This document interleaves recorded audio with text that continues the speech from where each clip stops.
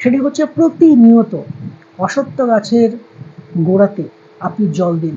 সকালে স্নান করুন 10টা বা 11টার মধ্যে, স্নান করে তামার ঘটিতে প্রতিনিয়ত অশ্বত্থ গাছে জল অর্পণ করুন। এতে করে দেখবেন আপনার অর্থনৈতিক শ্রীবৃদ্ধি বাড়বে।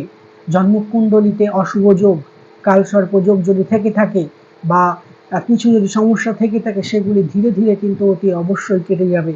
প্রতিনিয়ত অশ্বত্থ গাছে জল দেবেন, দেখবেন গাছ কোনোদিন বেইমানি করে না। দর্শক বন্ধু, আপনার লাইফে গোল্ডেন টাইম অতি অবশ্যই কিন্তু ফিরিয়ে দেবে, 500% গ্যারেন্টি।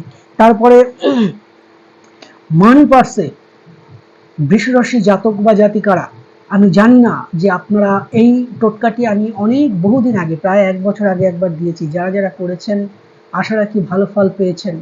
আমি পার্সোনালি অনেক মানুষকে দিয়েছি, তারা কিন্তু খারাপ এখনো পর্যন্ত বড়লোক হয়েছে কি আমি জানি না, কিন্তু খারাপ কিন্তু বলতে পারিনি। আমি যেটা বলি ন্যাচারাল ভাবে বলবার চেষ্টা করি এবং সোজাসুজি জানানোর চেষ্টা করি। সেটাই হচ্ছে প্রতি সপ্তাহে একদিন, প্রতি বৃহস্পতিবার করে কচি যে অশ্বত্থ পাতা, কোনো ছেঁড়া থাকবে না, কোনো ছিদ্র থাকবে না, অশ্বত্থ গাছের পাতা গঙ্গার জলে ছেটা দিয়ে বা গঙ্গার জলে স্নান করিয়ে আপনি সেটা প্রতিনিয়ত প্রতি সপ্তাহে প্রতি বৃহস্পতিবার মানি পার্সে রাখুন।